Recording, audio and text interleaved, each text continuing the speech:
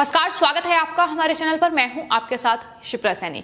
महाराष्ट्र से बड़ी खबर है। उद्धव ठाकरे के मंत्री अनिल परब के बाद शिवसेना की एक और नेता पर अब ईडी ने शिकंजा कस लिया है। शिवसेना नेता भावना गवली के 5 से 7 संस्थानों पर ईडी ने छापेमारी की है। बीजेपी ने भावना गवली पर 100 करोड़ रुपए के घोटाले का आरोप लगाया था, जिसके बाद अब ईडी महाराष्ट्र में भावना गवली के घर और दफ्तरों पर ये ताबड़तोड़ छापेमारी कर रही है। तो महाराष्ट्र में उद्धव ठाकरे सरकार के भ्रष्ट नेता और मंत्री एक के बाद एक ईडी के शिकंजे में फंस रहे हैं। शिवसेना नेता और महाराष्ट्र के ट्रांसपोर्ट मिनिस्टर अनिल परब के बाद अब ईडी ने शिवसेना नेता भावना गवली पर शिकंजा कस लिया है। महाराष्ट्र में भावना गवली के ठिकानों पर ईडी ताबड़तोड़ छापेमारी कर रही है। आपको बता दें, यवतमाल से शिवसेना की सांसद है भावना गवली, जिनके घर और दफ्तरों पर ईडी छापेमारी कर रही है।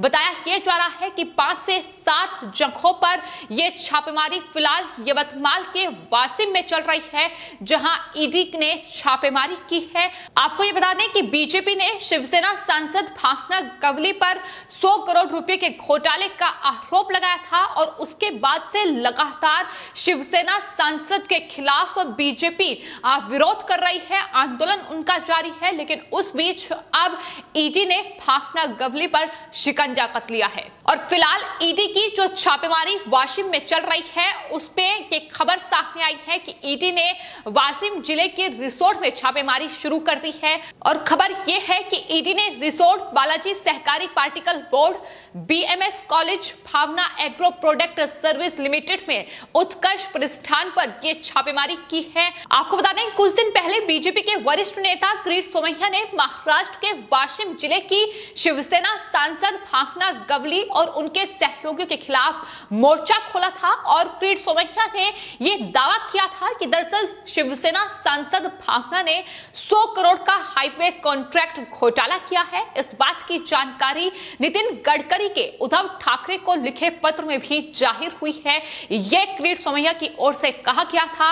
इस पूरे घोटाले को लेकर बीजेपी के वरिष्ठ नेता ने एक जनहित याचिका भी दायर की है। और जब इस पूरे घोटाले को लेकर किरीट सोमैया 20 अगस्त को बालाजी पार्टिकल बोर्ड फैक्ट्री का निरीक्षण करने के लिए वासिम पहुंचे थे, तो उन्हें शिवसेना के गुंडों ने निशाना बनाया था। उनकी कार पर अटैक किया गया था और खुद किरीट सोमैया ने ट्वीट कर यह जानकारी दी थी कि शिवसेना के गुंडों ने मेरी कार पर हमला किया है। शिवसेना के कार्यकर्ताओं ने कार पर 3 पत्थर फेंके हैं। स्याही भी उनकी कार पर फेंकी गई थी, जिसकी तस्वीरें सामने आई थी। तो जाहिर तौर पर बीजेपी नेता किरीट सोमैया लगातार महाराष्ट्र में उद्धव ठाकरे सरकार और शिवसेना के तमाम नेताओं के भ्रष्टाचार का खुलासा कर रहे हैं। और जिस तरीके से अनिल परब पर शिकंजा कसा गया है, ईडी ने उन्हें नोटिस जारी कर दिया है, पूछताछ उनसे होगी, उसको लेकर भी किरीट सोमैया ने यह बड़ा दावा किया था कि अगला नंबर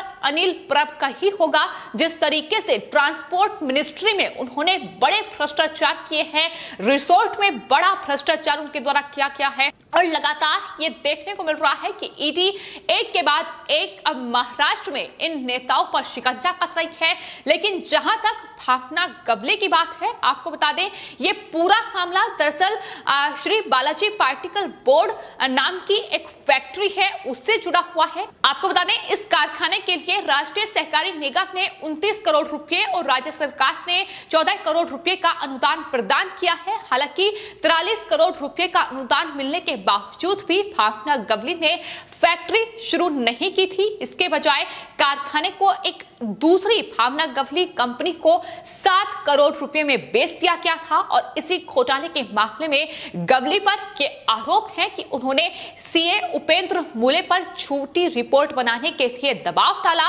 और इसी पूरे मामले को लेकर फिलहाल जो बीजेपी के नेता हैं किरीट सोमैया और बीजेपी अब भावना गवली पर हमलावर है और ये लगातार मांग कर रही है कि उनके खिलाफ कड़ी कार्रवाई होनी चाहिए। और आपको बता दें, 2019 में लोकसभा चुनाव हुए और वो 5वीं बार सांसद बनी, यानी एक मजबूत नेता है शिवसेना की, लेकिन किस तरीके से बड़े घोटाले उद्धव ठाकरे सरकार की नाक के नीचे हो रहे हैं। खुद मुख्यमंत्री और उनकी पार्टी के तमाम नेता इन बड़े भ्रष्टाचार में लिप्त हैं, ये लगातार खुलासे हो रहे हैं। आपको बता दें, न सिर्फ शिवसेना की सांसद भावना गवली के ठिकानों पर ईडी लगातार छापेमारी कर रही है, बल्कि महाराष्ट्र के पूर्व गृह मंत्री अनिल देशमुख के घर पर भी ईडी ने छापेमारी की है, ईडी ने दबिश दी है, इसकी खबर सामने आई है। और इससे ठीक पहले महाराष्ट्र के परिवहन मंत्री और रत्नागिरी के संरक्षक मंत्री अनिल परब को 100 करोड़ की वसूली के मामले में ईडी ने नोटिस भेजा है।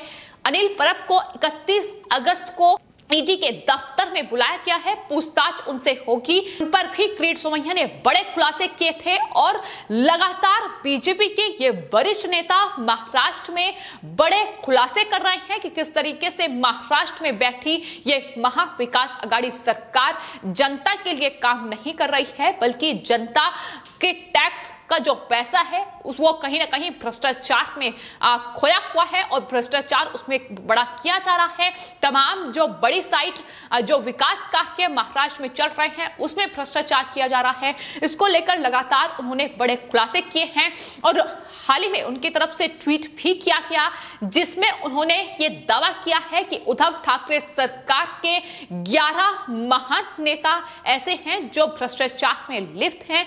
उसमें उन्होंने नाम भी बताए हैं कि किस तरीके से प्रताप सरनाइक, अनिल देशमुख, भावना गावली, मेयर किशोरी पेडनेकर, रविंद्र वायकर, जितेंद्र अवध, छगन भुजबल, यशवंत जाधव, बीएमसी अध्यक्ष जो हैं विधायक यामिनी जाजवी, मिलिंद नार्वेकर, ये 11 वो नाम हैं जिस पर किरीट सोमैया लगातार खुलासे कर रहे हैं और उनका ये दावा है कि ये 11 नाम महाराष्ट्र सरकार में बड़ा भ्रष्टाचार कर रहे हैं। तो फिलहाल महाराष्ट्र में उद्धव ठाकरे सरकार की मुसीबत जो है वो लगातार बढ़ी हुई है। कुर्सी पर संकट मंडरा रहा है मुख्यमंत्री की और जाहिर तौर पर अनिल परब जो हाल ही में केंद्रीय मंत्री नारायण राणे को फंसाते नजर आए, वो फोन कॉल जो लगातार सुर्खियों में है कि किस तरीके से महाराष्ट्र पुलिस को आदेश दिया गया कि नारायण राणे को गिरफ्तार किया जाए, लेकिन अब ईडी ने उन पर शिकंजा कस लिया है। अनिल परब को ईडी ने तलब किया है, आने वाले वक्त में उनसे पूछताछ होगी। जिस तरीके से ताबड़तोड़ छापेमारी फिलहाल महाराष्ट्र में चल रही है, उस पर संजय राउत और शिवसेना बेहद बौखलाई हुई है। संजय राउत ने यह आरोप लगाया है कि दरअसल अनिल परब पर ईडी ने जो छापेमारी की है वो बदले की भावना से कार्रवाई की गई है, ये संजय राउत ने आरोप लगाया है। लेकिन कहीं ना कहीं जुबानी जंग जो है महाराष्ट्र में वो थमने का नाम नहीं ले रही है। ईडी की इस कार्रवाई को लेकर जहां संजय राउत बीजेपी पर सवाल खड़ा कर रहे हैं, वहीं आपको बता दें बीजेपी की ओर से संजय राउत को जवाब दिया गया है। नेता प्रतिपक्ष प्रवीण दरेकर ने कहा है कि ईडी बिना सबूत के कोई कार्रवाई नहीं करती है। अनिल परब के खिलाफ उनके पास जरूर कोई सबूत है, तभी ये कार्रवाई की गई है। इस बारे में आपको बता दें चंद्रकांत पाटिल जो कि महाराष्ट्र बीजेपी के अध्यक्ष हैं, उन्होंने भी अपनी प्रतिक्रिया जाहिर की है। उन्होंने मराठी में कहा है कि कर नाही तर डर कसाला, यानी कुछ किया नहीं है तो डर क्यों रहे हो, ये उनकी तरफ से सवाल किया गया है। नारायण राणे के बेटे और बीजेपी नेता देश राणे ने इस बारे में उनका भी रिएक्शन सामने आया है। उन्होंने कहा है कि अनिल परब के पाप का घड़ा अब भर चुका है, ईडी अब शिकंजा कस चुकी है।